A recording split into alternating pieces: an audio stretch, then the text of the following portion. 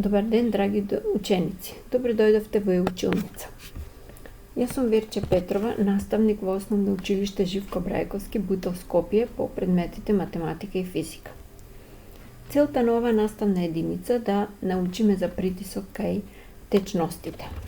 За таа цел потребно е на почеток да повториме тоа што е изучено во претходните наставни единици за притисок и за притисок кај гасове, а тоа ќе го направиме преку прашања.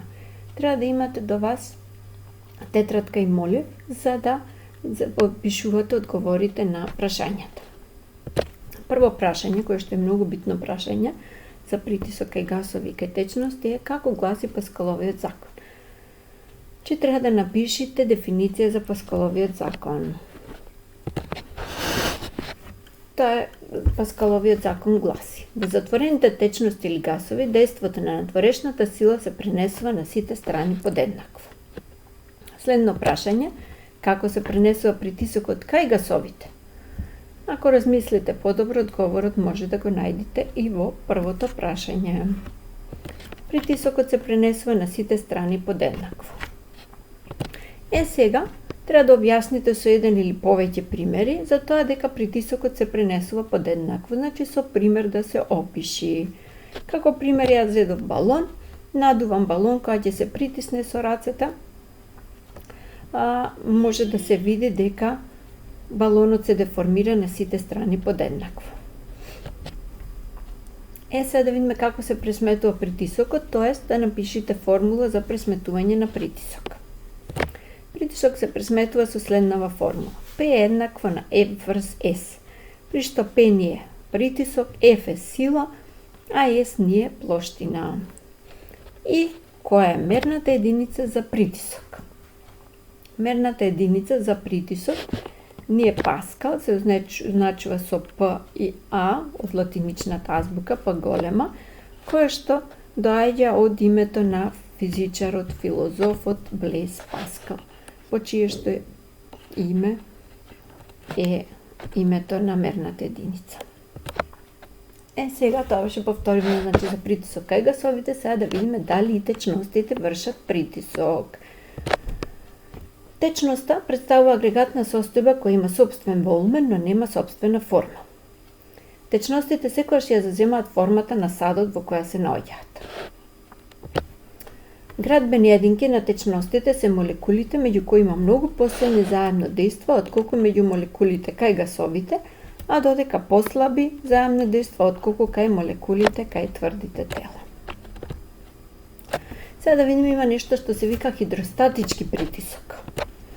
Притисокот кој постои во течностите поради дејство на надворешна сила, например гравитациона сила, се вика хидростатски притисок.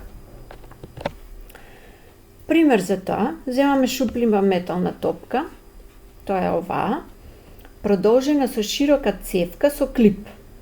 На сите страни на топката има отвори и многу е битно тие отвори да се еднакви. Кога топката ќе наполниме со вода и действуваме со сила врз клипот, водата од отворите истекува во млазеви на сите страни во сите насоки. Поради подвижноста на молекулите, притисокот од клипот се пренесува од еден молекул на друг во сите насоки подеднакво и затоа од сите страни излекуваат еднакви млазови вода. Овој експеримент представува демонстрација за Паскаловиот закон кај течностите и овој експеримент може да го видите на следниот линк кој што ви е тука. Сега да видиме друг експеримент за зависноста на хидростатскиот притисок од висината на течниот столб, тоа да видиме дали хидростатскиот притисок зависи од висината на водениот столб.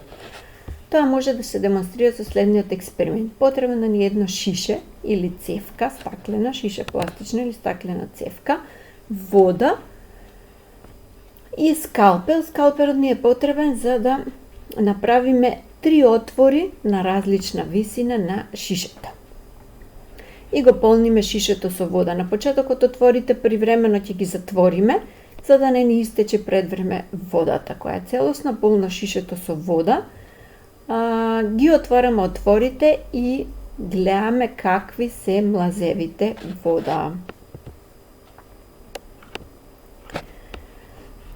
Сега може да се види дека најголем млаз истекува од отворот кој што е најдолу.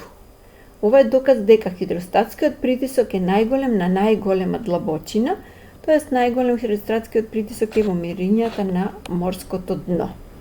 Овој експеримент го имате на овој линк. Хидростатичен притисок е притисок што се јавува во внатрешноста на мирната течност поради тежина. Хидростатичниот притисок зависи од висината. Тоа може да се демонстрира со ова шиша која што е полна со вода и на него се направени 3 еднакви отвори кои што се наоѓаат на различна висина. Според млазот, големината на млазот ќе видиме дали стварно зависи од висината. Што може да се види?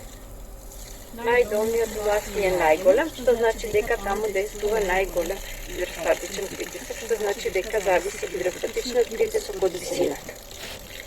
Тоа е експериментот направен во домашни услови, не во лабораторија. На следниот линк пак има видео на кој се прикажува како се зголемува притисокот кога се оди подлабоко во морето, кога се зголемува длабочината. Нуркач носи празно пластично шише со себе длабоко во морето. Нуркачот ќе го однесе шишето во морето длабочина од 75 фита. Ако пресметаме во метри, бидејќи 10 фита ние е околу 3,048 метри, значи нуркачот ќе го однесе шишето во морето длабочина 22 метри.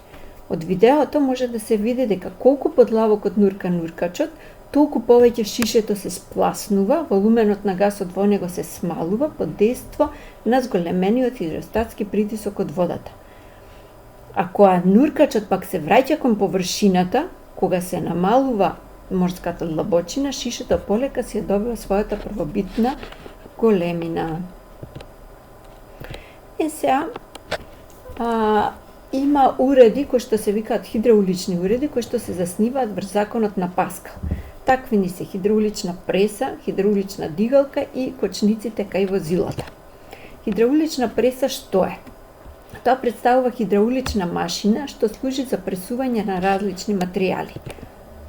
Со помош на хидрауличната преса, со помала сила може да се совладаат многу поголеми сили, т.е. товари.